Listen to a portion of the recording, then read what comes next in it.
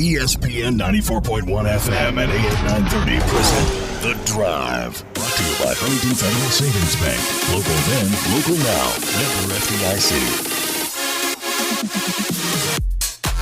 It is Tuesday, September 8th. Your Drive begins now on ESPN 94.1 FM and AM 930. I'm your host, Paul Swann. You can join the program by calling the Miller Lite phone lines at 877-420-TALK. That is 877-420-8255. Miller Lite holds true great taste. It's only 96 calories. It is the original light beer. Today's Tuesday. Yesterday was Labor Day. We didn't have a show yesterday. Baseball and Labor Day, of course, a great combination. So we're here today. Marshall, of course, over the weekend plays against EKU, destroys EKU. And if you were with us on the post game on Saturday, we all were impressed with Grant Wells. And, of course, he was named Conference USA Offensive Player of the Week. That was yesterday. Why? Well, you know, when you come out, your debut game, you haven't played for a couple years, and you complete 16 of 23 passes. You get 307 yards, 4 touchdowns, all by the way, no interceptions, and in 2.5 quarters of action, it could have been worse. He could have been out there. He could have chucked it up for maybe another 100 yards or so, and you get the 59-0 win over Eastern Kentucky. People are going to look at you and think, okay, you did pretty good. Kid also rushed for 30 yards on 6 carries, and he completed his first 8 passes. He's the first Marshall quarterback with 300-plus passing yards in a debut. A debut. Exceeding the previous record of 292 by Stan Hill versus Miami on November 11th, 2002. Remember that game? If you have fond memories of that game, that's going to be what you want to tweet at me, at Paul Swann, because, well, we all remember November 11th, 2002. It was just a fun game to beat Miami of Ohio. It's always fun to beat Miami of Ohio, but we won't digress too much into that. Now, he also tied the school record for most passing touchdowns in a debut with 4, equaling the mark which was also set by Hill versus Miami and Chase Litton versus Norfolk State in 2015. Local kid. You get a local kid as your quarterback? You can't be nothing but excited. Marshall offensively they owned them. 627 yards of total offense, 34 first downs, did not punt in a game for the first time since October 21st, 2006 versus UAB. So the Thundering Herd came out and did what Marshall football is supposed to do against an EKU. That's what you expect when you see Marshall football take on a school like EKU. That's what you hope for anyway. And now it gets a lot tougher. Appalachian State's not just going to come in and roll over for the Thundering Herd. There won't be a 59-0 rout of the Appalachian State Mountaineers. But that game's going to be a challenge. It happens in a couple of weeks. And then, of course, you've all heard the news by now. If you haven't, there's probably going to be either a rescheduling of the Rice game on October 3rd or a replacement game. Don't know yet. Of course, Rice having some problems right now getting off the ground, getting their football team on the field to even play a game. So October 3rd impacted by that. So expect maybe here the next couple of days, either we'll have some information or you might have a new opponent coming into Jones C. Edwards Stadium. Maybe it's going to be a conference opponent. Maybe it's going to be another team from a different league. Who knows? But all of that's happening right now. And then yesterday, Southern Miss basically losing their football coach.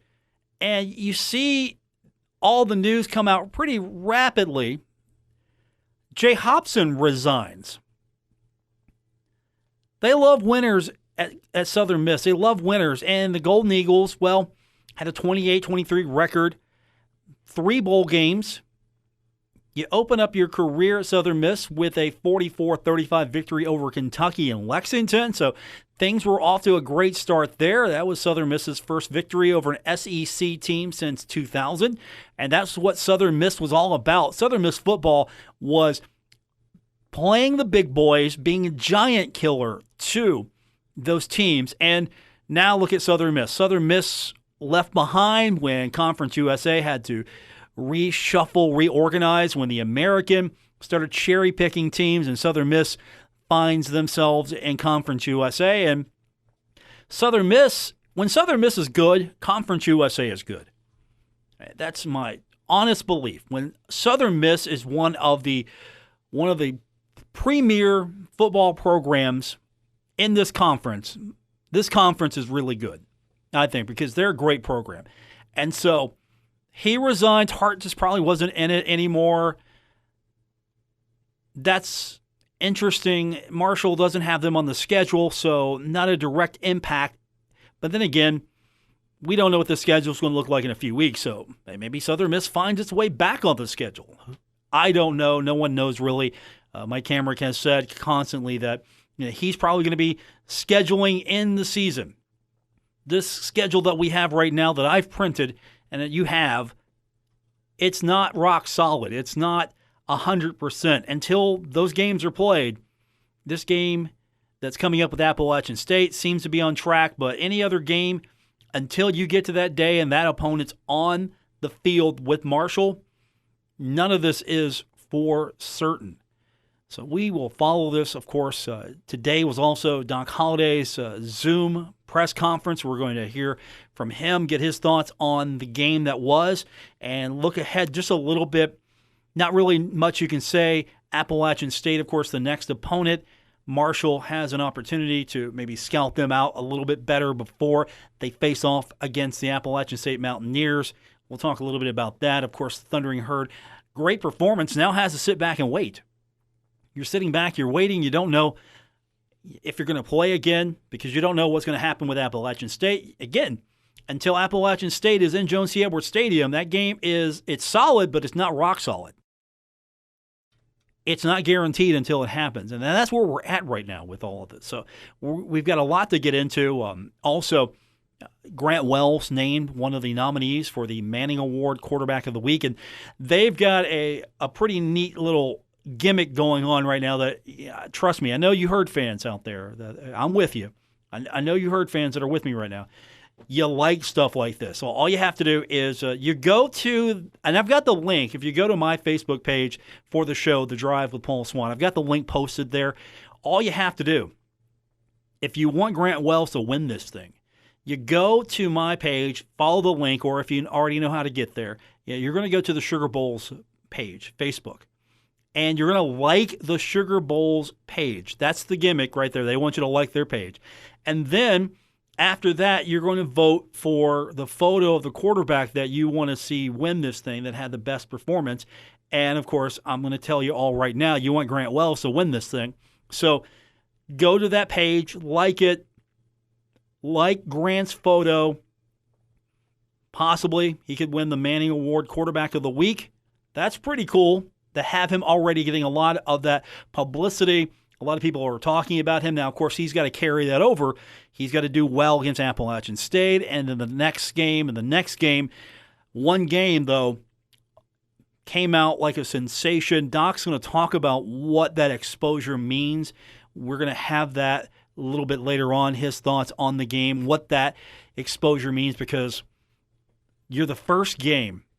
You're on ESPN, you're the first game. Really nothing else is going on right now. So if you want to watch college football on Saturday, you're watching the Herd, and to come out and just jump on EKU and have a quarterback that first start for the Thundering Herd hasn't played. So first start for Marshall, gets out there and just goes and lights it up. Social media, to be fair, again, this is all anecdotal, but social media, at least watching some of your responses, you loved every minute of it. This was exciting for you. You love the potential there.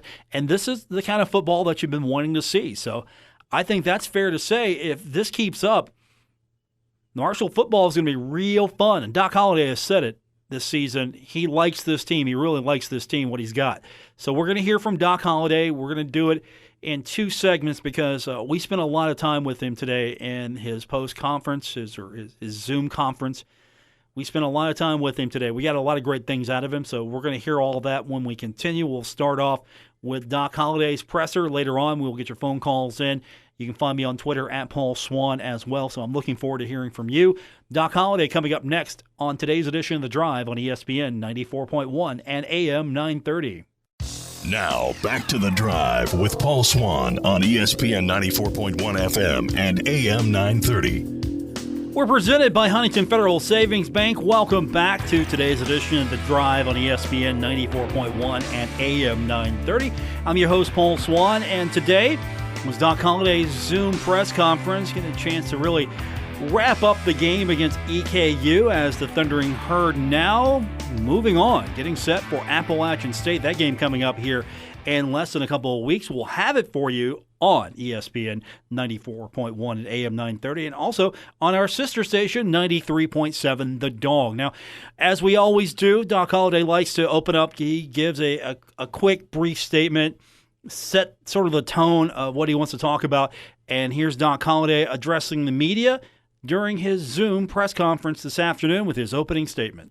I think, number one is, of course, having an open day here this early in the season, it's a little unusual. But I thought, anytime you go into first games, there are a lot of unknowns, as there was in that one. And I think as college coaches around the country, including myself, were concerned about was, not having spring ball and not having all that is how well, the team tackled and, executed the fundamentals and techniques and all that thing. And I thought we went into even during these fall practices, we had no officials for the entire time because we couldn't bring officials in here. So I thought coming out of that game, the one thing I was really pleased with, I thought we tackled extremely well. We were single-digit missed tackles defensively, and I felt like I thought we operated pretty clean with just having 2 penalties and that type of thing. So, we can build on those things. Excited where we are at this point, but again, we've got a lot of work to do. We got an excellent team, of course, as you know, in Appalachian State coming in here in a couple of weeks. So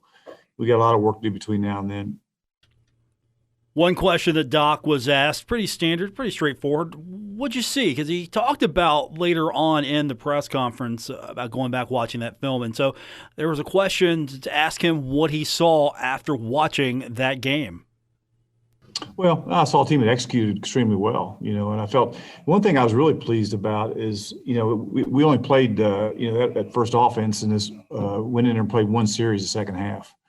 But I thought the one thing I saw when those other kids went in there, normally when you substitute to that extent that we did, people start moving the ball a little bit and it gets a little sloppy and that kind of thing. And that didn't happen. I saw guys, from Zaban going in there and making plays at second offensive line going in and executing, and Nige McDaniel and the receivers and that type of thing. So, and same thing defensively, and I thought it was huge to have the opportunity to go play as many. I think we played 66 players and we traveled 70 and had 70 dressed, which I've never heard anything like that happening. So, to be able to get those guys in the game, down the road, we're probably going to need that, and we're talking even this week coming up is when we practice tomorrow and throughout the week is this probably be a pretty good week to work some players that didn't get the opportunity to play in that game, because you never know at some point, we may need those guys. So we got to try to keep everybody ready. And like I say, control what we can control. And that's getting better as a team the rest of this week. And of course, going into game week next week. I thought Marshall could have ran this thing up close to 70. They could have put their own score, whatever they wanted. The way that first unit was playing offensively, the defense was spectacular, shutting EKU down. So Marshall could have really named its score. But I thought it was very smart for Doc Holliday to take those guys out, put some guys in that maybe have earned some playing time, had an opportunity to go and show what they were able to do. And, you got Knowledge McDaniel. I mean, here's a guy. He got a lot of show in that game. We'll talk about him in a minute. But the first thing I want to talk about with you is what Doc had to say about the national exposure that this game on ESPN being really one of the first games out of the gate.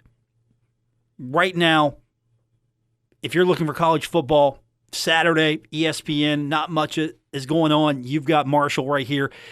And if you're looking for a game, here it is. And you're probably going to watch it, casual fan. You're getting a lot of exposure. I mean, look, Grant Wells named Conference USA's Offensive Player of the Week for his performance. He's one of the stars of the week for the Manning Award, the Quarterback of the Week competition that's going on right now, and you can vote for him to get his name out there a little bit more and get more people paying attention to him. So there's a lot of media exposure, social media. A lot of people were talking about this game. I know I even saw some Heisman conversation. It's early, but I saw some Heisman conversation for this. But still, it's early. But it was fun. All of this is happening for the Thundering Herd. And so Doc was asked about the benefit of that national exposure, what that really meant to the program with that kind of performance that the Thundering Herd was able to show on Saturday. Well, I think it's huge. You've heard me say many times, Grant, that anytime you can get put your program, Marshall University, on a national stage, it's huge for the entire program, the school, the university, the town, and everything. And from what I heard from my family that watched the game, that type of thing, that ESPN did a tremendous job for us. I didn't see it, but I heard it was great. So anytime you can do that, it's just great exposure for our program and our community and our school, and it's a great thing. So that's one thing about the way the season's kind of unfolded this year, is you're going to probably get a lot of exposure because you don't have as many teams playing. So the ones that should benefit. The Eastern Kentuckys of the world, they're going to get more exposure than they've ever gotten, on Austin Peay's, and those guys that are playing. I mean, they're on national TV more than they ever would have ever been on a normal year. So you got to take advantage of it. And when you play well, it even helps you more, I think. EKU definitely going to get a lot more national exposure. They've got West Virginia coming up, and that game's going to be watched by a lot of people because no one can go to the game. No one can go. No fans for that game. So that's going to get a lot of exposure as well on the TV side. The eyeballs will be watching because nobody can be in the stadium. So lots of exposure there. Doc's right as far as EKU. They're definitely benefiting from this. Even though they got tattooed 59-0, they're going to benefit from these experiences and this exposure. Now, one kid that has definitely benefited right now is Grant Wells. I've mentioned all the great things he's done. He's a pretty humble kid. We're going to hear from him later on this week. But his performance, Doc was asked, did you ever see something like this? Here's a kid, debut, hasn't played for a couple of years, and you got that kind of performance out of him. You ever seen anything like that? No, I felt going, you guys heard me all along. I got great confidence in Grant, and I felt like going in that he was going to have an excellent game. I felt really confident. I didn't quite think it was going to, kind of play out like it did. So, it's a tribute to him and his preparation, and the way he prepared for that game. And, he's got to take that game now and he's got to put it behind him and, grow from it and move on. Because, as I said before, we got a huge challenge here coming in a couple of weeks, and one that we're looking forward to as a coaching staff, and he'll look forward to as well. Another follow-up question to that was on Grant's command of the team. Now, we've heard previously, when we had player interviews last week, a lot of the veterans, a lot of the guys that have been around a little bit, they respected him. They felt that he was going to get the job done. They had his back. They said all the right things. And then he goes out and he has a commanding performance, and that was a question. How well did Grant seem to command this team? Well, I think it's going to continue to grow. I think I told you before the game, I don't think I know I told you before the game, that our players have great respect for Grant about the way he goes to work every day and the way he prepares. And, you saw our team rally around him from the first day of practice and watch it grow every day. You guys that were here watched him grow as a player every day throughout practice. And he's only going to get better. He's only going to get better. And, our kids, like I say, have great respect for him. They've got total confidence in him. And like I say, I think a performance like that's even going to, give our kids more confidence in him. It already has, and he's got to put that behind him now, and we got to put it behind us as a team too. And and move forward, because the only good thing about the open date is we got a couple more extra days to get it put behind us and move forward, which we'll start that tomorrow. So Doc Holliday, very confident in his quarterback. The players very confident in the quarterback. And if I'm a unit right now that's very happy with the quarterback, it's the wide receivers. Now, let's be honest. Grant Wells had a great performance, but those wide receivers for the Thundering Herd, they stepped up as well. Doc Holliday commenting on his wide receiver core. Yeah, there's no question. I mean, I felt, going in, as you all know, we didn't get a lot of production out of that receiver room a year ago, injuries and, all the above. And, those guys are all back. Brock's a year older. He's a sophomore, he's a second-year player right now. Same thing with Talik Keaton. Willie's healthy and had a good camp. And then you add those other three guys into the mix with, Shadeed and, Woodyard and Corey Gamage and those other guys. It's great to see those guys go in and make plays and have the production they've had, and along with the tight ends. And we were still getting production out of X and Devin Miller. And I think we had 13 different receivers catch balls, on Saturday, which is a good thing. I think all 4 tight ends had a catch. So Amir Richardson's a good, Amir Richardson is another young player that's really coming along, going to be a good player for us. That was good to see. Let's not forget the running backs. Now, when you're watching the game and you're looking at the numbers and you're seeing that the guy leading the yardage on the ground isn't Brendan Knox, you're thinking, okay, well, Sheldon's having a great game, right? Brendan, he's having a good game, but Sheldon's probably having a better game. No. You put Knowledge McDaniel in. He gets a lot of reps in that second half, and he takes extreme advantage of that situation. So I asked Doc if he would just talk a little bit more about him and that running back room. I mean, Knowledge really came out there, and he performed well for this squad. It's nice to have that depth out there. And here's what Doc had to say when I was asking more about Knowledge. Yeah, there's no question. I think the guys had the opportunity to watch us practice. You see Knowledge, you see Papillon, Ali's another guy that, he had some issues where he couldn't dress Saturday, but we like him as well as any of them. So, that running back room is probably as good as it's been, since I've been here. That's a tribute to Pep and the recruiting part of it. So, with those guys in that room, that's a deep room. But, hopefully you're going to need things like, at the end of the day, like I mentioned before, who knows, by week 3 or 4 where we are. But I know just, before the season's over, we're going to need all of them, that's for sure. But it's great to see a guy go in there and do what he did. And he's a talented guy, 220, 225 pounds and physical and can run. And he's going to be a good back someday. Defense also put together a pretty good performance, 59-0, a shutout. Of course, Marshall scored almost at will. The defense made sure to get the ball back to the offense, and key there was that linebacker core. And Doc talked a little bit about some of those players and that linebacker core, how they stepped up. Yeah. And Neal is a guy who, he played, last year as a true freshman. Probably shouldn't have, to be honest. And but you saw him making play. You saw him looking like a linebacker. If you got to coach a heck out of that linebacker, chances are you don't have one. You know what I mean? And you see guys line up and make plays, and you saw a lot of natural instincts out of him. And Ja'Cory Anderson played so much faster than what he played last year as a true freshman. He came in and played really well. And then you add Beauplan's a guy that just he played on every kickoff. He played probably as much as any defensive player we had and made a bunch of plays. So Charlie Gray, he's going to he got his feet wet a little bit, and he looks great. Of course, Beckett, he's just all over the place, So all those guys, I think overall, we've got more depth there, which also carries over to the special team part of it as far as the kick coverage. And we didn't see the punt coverage. That's one of the first I've ever been. Of course, I know here at Marshall, it's the first time we've ever had where we didn't punt the football. So we didn't get that opportunity to watch that punt team. But I thought our kick coverage was extremely well. We got to get a little better on our kickoffs.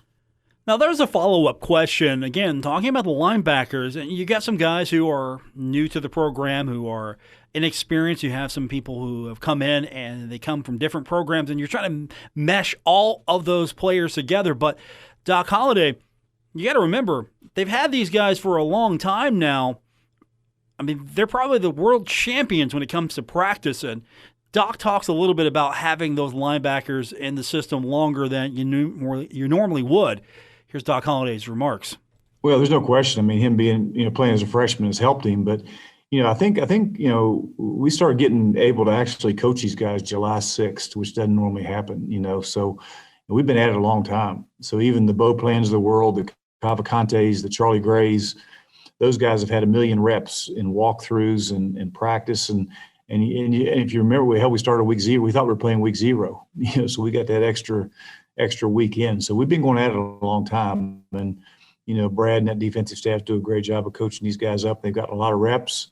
I watched that, I watched a little bit of that Navy BYU game last night. I thought the one thing was interesting was, I think it was Navy came out and said they hadn't tackled live the whole camp, and they hadn't played live or they haven't tackled the whole camp. And I just don't think you can do that as a football team. I mean, I think if you're going to play this game, you got to line up and play, and you got to tackle, and you got to do all those things. And that was one thing I was pleased about with our game was is that we actually, like I said, we had very few missed tackles, and I thought we played sound and technique and fundamentals. I thought were good. So that's Doc Holliday talking about the game, talking about some of his standout performers. We're going to carry on with Doc Holliday when we continue. He discussed some other things, not specific to the players or the EKU game, but some general things. And so we've grouped all that together. We're going to hear that when we continue. We've got time for your phone calls. We'll take them at 877-420-TALK, 877-420-8255. That's the number to be a part of the program. The Miller Lite phone line. Miller Lite, hold true, great taste, only 96 calories, the original light beer. More on the way. It's The Drive on ESPN 94.1 and AM 930. Buckle up. Paul Swann has the wheel on The Drive, ESPN 94.1 FM and AM 930. Presented by Huntington Federal Savings Bank, you're listening to the Tuesday, September 8th edition, The Drive on ESPN 94.1 FM and AM 930. Our phone line this hour brought to you by Miller Lite at 877-420-TALK. That is 877-420-8255. We've been listening to Doc Holliday's presser from earlier this afternoon. Week 2 on the Zoom. Going pretty well, actually. I think Doc has really warmed up to this. He's doing a pretty good job on these press conferences. And, I think that by the end of this, he is going to be pretty adept. And he's probably already using this now when it comes to recruiting and everything that goes into this, planning on how to use this tool. So it's been pretty cool so far to have Doc on Zoom. Again, it took Doc Holliday to get me on a Zoom conference call. So here we are. Let's continue on. We've got Doc Holliday talking about a few topics. Now, I'm running these two back-to-back because I think it was the same question. And I'm not going to tell you who asked them, but I think it's the same question. Doc just addressed it slightly differently. But the first question was, in a sense, talking about the fact that you had a pretty good performance. The team did great, and having that good performance has to help avoiding a lull because you're going to have some extra time off. You're not playing again until the following Saturday, and you've got that extra time now, and you come off a great performance. And so having that performance, that type of performance, does it really help with the lull because you're not playing to capitalize on that momentum? I think anytime, if you got a good football team, which I like this team a lot. I've told you that in the last 2 or 3 weeks that I really like what this team's all about. But these kids just want to play at this point. And I think anybody there shouldn't be laws at any point right now. To be honest with you, because as we know, of course we got one game in, we're 1-0, and we got another one coming here in a couple of weeks. So we got to do a great job with our preparation. This team has done that all along this fall. I don't expect that to be any different. And we've given them a couple of days here. Yesterday we came in and watched the tape, and today they got totally off. So we'll get back going again tomorrow as far as practice and that kind of thing is concerned. But I expect them to come in here locked in and put that game behind us and let's move forward because we have to. Okay, so that's Doc talking about that. What sounded like a similar question, and again, Doc addressed it in a different way, was just how do you keep focused? Because here's the same setup. You have great performance. Now you have some time off before you get to play again. You're not going to play Saturday. You're going to play the following Saturday. So again, how do you keep that focus? Here's Doc's response to that one. Again, just control what we can control. And that's coming out here tomorrow and going back to work and going back to practice. And I think we got a good plan. We got a good plan as far as what we're doing as coaches and our practice schedules and all those things. So we'll follow that plan. And again, we have to lean on these players a lot. You got to lean on the leadership on this team, which I really like a lot. With Sheldon stepped up, and Knox's, and all these guys. We're going to they have to hold each other accountable. And this year more so than any other year we've ever I've ever coached football. It's going to be your teams you have that have a chance to be great football teams. The teams take ownership in that team, and then that needs to happen more so this year than ever, along with the leadership part of it, because. You just, it's not only what happens here in this building, it's what happened when they leave. I mentioned that 100 times. These guys got to make sure they hold each other accountable once they walk out of here to put themselves in a position so we can play every week. So to this point, we've done a great job with that, and we got to continue to do that. Sort of follow-up to all of this, you're not playing on Saturday, you're playing the following Saturday, is a question that was asked about, does Doc see a perceived advantage or a disadvantage on having a week off before Appalachian State? And the hook here is you've had off weeks before, but having it so soon in the season. It is what it is. I mean, you probably in a perfect world, you'd rather not, especially if you play the clean game that we played this past Saturday, like turn right around and play again, But, there's nothing going to be perfect. There's not going to be anything normal this year. I mean, we just got, and you know what? 2 or 3 weeks down the road, something else is going to change. It changes every week. So I think we better get used to this conversation we're having right now, because we're probably going to have that 2 or 3 more times, before this year is out. So, again, I think the thing we got to do is we can't worry about, off dates and open dates and when we're playing and all that. We just got to focus on what the task at hand is, and that's to do the best job we can possibly do to get ready to go play, App State and play a great football game. So we're going to do whatever we can do as coaches and players to get ready to go play that game, just like we did, Eastern Kentucky. And then we'll worry about, we'll look up the next week and see, is it 2 weeks when we play? Is it 3 weeks? Is it 1 week? Who knows? So we'll worry about, App State right now, because we can't control that. Doc Holliday needs to be a speaker for motivation, because he says it right there. You have to focus on the task at hand. What's the task at hand? That's Appalachian State. Seriously. It's real simple. You can't focus on, okay, hey, we got a week and a half. We got to – no, the task now is Appalachian State, not the open date. It's get ready for Appalachian State. How do we do that? Here we go. And so he's making a lot of sense, and he's said this over – if you've listened to Doc Holliday ever, these are sort of some of the pearls that he likes to drop, and it makes perfect sense. You can't focus on anything other than – the task at hand. So if someone would make a motivational poster with that and Doc Holliday's face on it for me, I think that would be brilliant. I would print it and have it in the studio, because that's really the pearl you take away from all of this. Focus on the task at hand. That's the one thing you have to deal with, the task at hand. Now, Doc and his players, they're pretty good unit. They like to get together, and if there's an opportunity for them to watch an opponent, the next opponent, and if that opponent has a game that doesn't conflict with their schedule, they'll get together and watch it. And it's going to be weird, because Appalachian State has an upcoming game before they face off against the Thundering Herd. And Doc was asked about that. Just, what's it going to feel like just not getting together? Because, again, we're in the middle of a pandemic, and you're trying to keep everyone separated as much as possible, keep them safe. You're trying to do everything so you can continue to play. And one of the smart things you can do is not have them gather to watch a football game. You bring them in when you need them, and you let them go when you don't have them there. You hope they're doing the right thing. But Doc talked a little bit about that, just how different it's going to be. You're not going to get together and watch this game. No, I think they're better off just, we'll come in here Saturday morning and practice early, and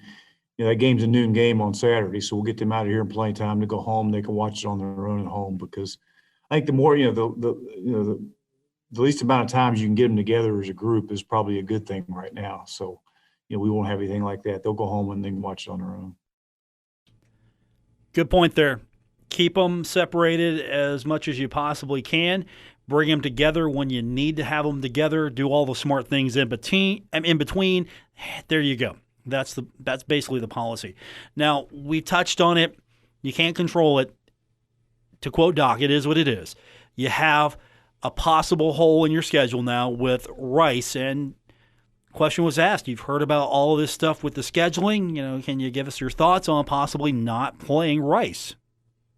Well, I don't think there's any question. We got to take it one. We know we got App State coming in here. It's all we know at this point. And that Rice thing's up in the air, and I don't know what's going to happen there. But I got enough issues just worrying about getting this team ready to go play, and Appalachian State coming in here. So I'll let Mike Hamrick and David Steele and those guys worry about the Rice game and who we replace that with or whatever. So I know Mike and Dave, they've worked nonstop on trying to get games and try to schedule games. And you know what? There's going to be more changes. We're going to look up here in 2 or 3 weeks and probably have the same conversation we're having right now about somebody else. So I think at the end of the day that our conference will do a great job trying to replace games and match some people up so we can get some games. We can only worry about we got to worry about what we can control, and what we can control right now is App State getting ready to come in here.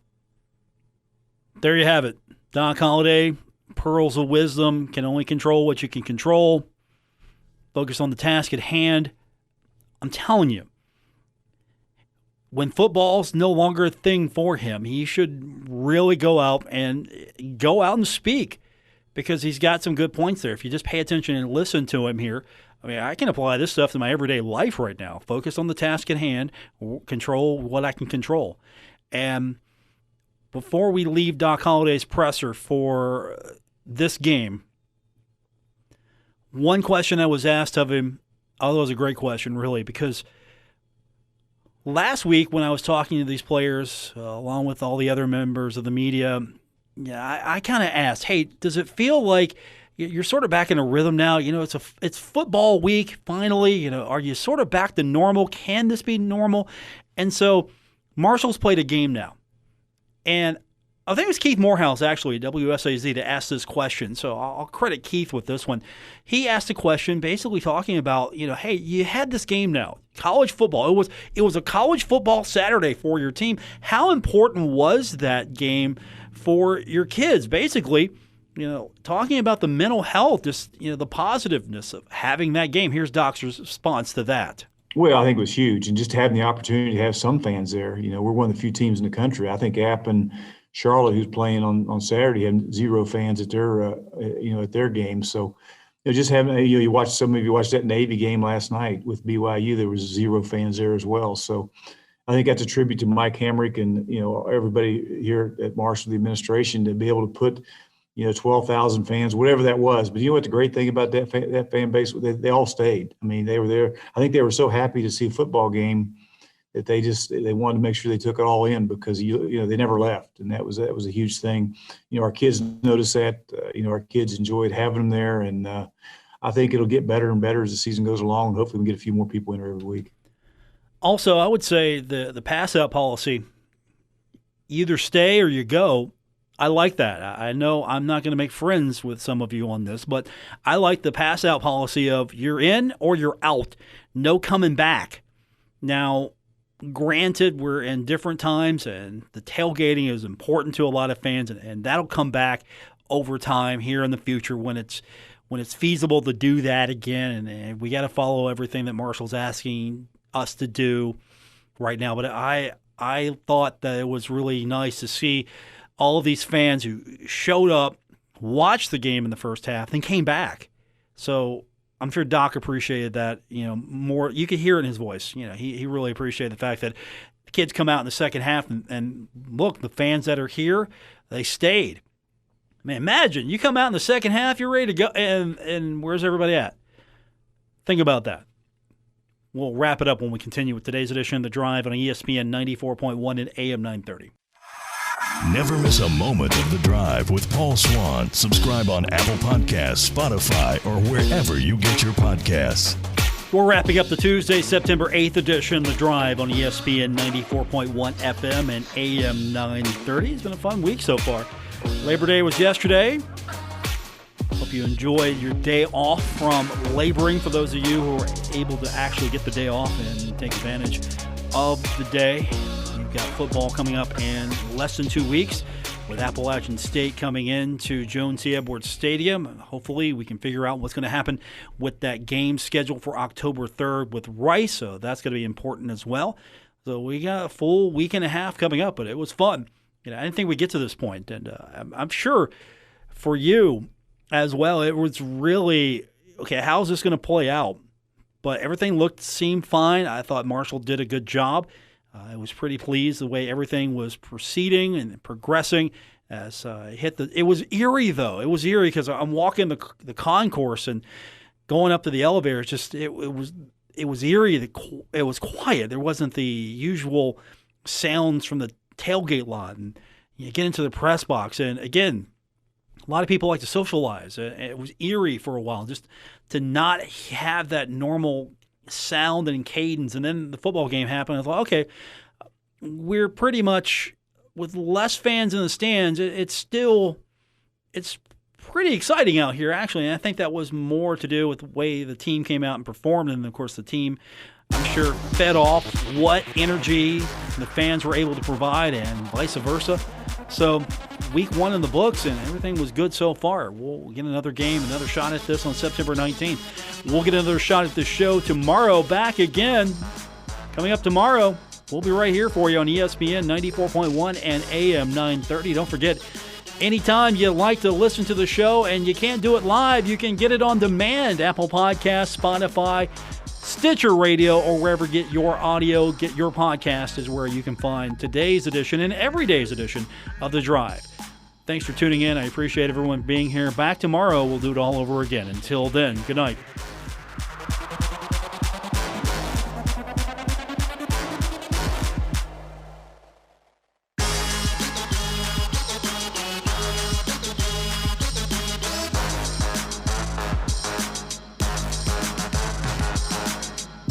WRBC Huntington, W227BS Huntington, your flagship home of the Marshall Thundering Herd and The Drive with Paul Swann, ESPN 94.1 FM and AM 930.